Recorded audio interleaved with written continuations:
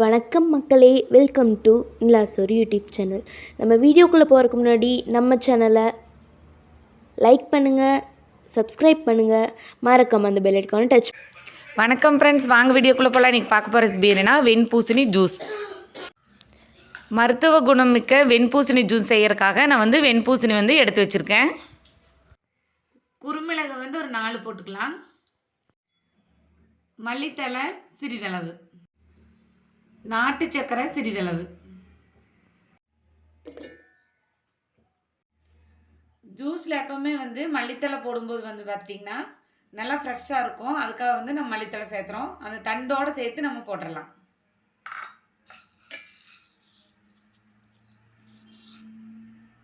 குறுமிளகு நிறைய மருத்துவ குணம் இருக்குது. இந்த ஜூஸ் கூட போடும்போது பார்த்துட்டிங்கன்னா அது நல்ல ஒரு இந்த காரத்தன்மை வரும். அப்போ தான் இந்த பூசணி ஜூஸ் நம்மளால் குடிக்க முடியும். அதுக்காக நம்ம நல்லா அரைச்சிக்கலாம்.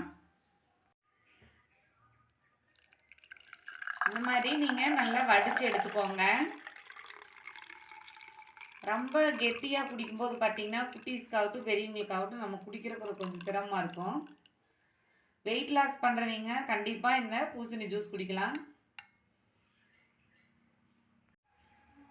இது கூட நாட்டு சக்கரை சேர்த்து நம்ம குடிக்கும்போது ஜூஸ் நம்ம மருந்து ஜூஸ் மாதிரி தெரியாது. இது நல்லா இன்ட்ரெஸ்டாக இருக்கிற ஜூஸ் மாதிரியே இருக்கும். கர்ப்பப்பையில் ஏதாவது கட்டி இருந்தாலோ இல்லை சிறுநீரில் ஏதாவது கட்டி ஏதாவது இருந்ததுனாலோ நம்ம இந்த வெண்பூசணி ஜூஸ் சேர்த்தும் போது அது கரையறதுக்கு உண்டான வாய்ப்புகள் அதிகமாக இருக்குது. கேன்சர் வராமல் இருக்கிறதுக்கான மருத்துவ குணம் இந்த வெண்பூசணியில் இருக்குது. வயிற்று புண்ணு ஆற்றும், உடம்பு பாடி ஹீட் குறையிறதுக்கும் இந்த பூசணி உதவுது. வெயிட் லாஸ் பண்ணணும்னு விரும்புனீங்கன்னா இந்த ஜூஸ் வாரத்துக்கு ஒரு 2 டைம் போட்டு குடிச்சிங்கன்னா சீக்கிரமாக வெயிட் லாஸ் ஆகிரும். மருத்துவ குணம் மிக்க வெண்பூசணி ஜூஸ் ரெடி ஆயிடுச்சு. நீங்களும் வீட்டில் ட்ரை பண்ணி பாருங்கள்.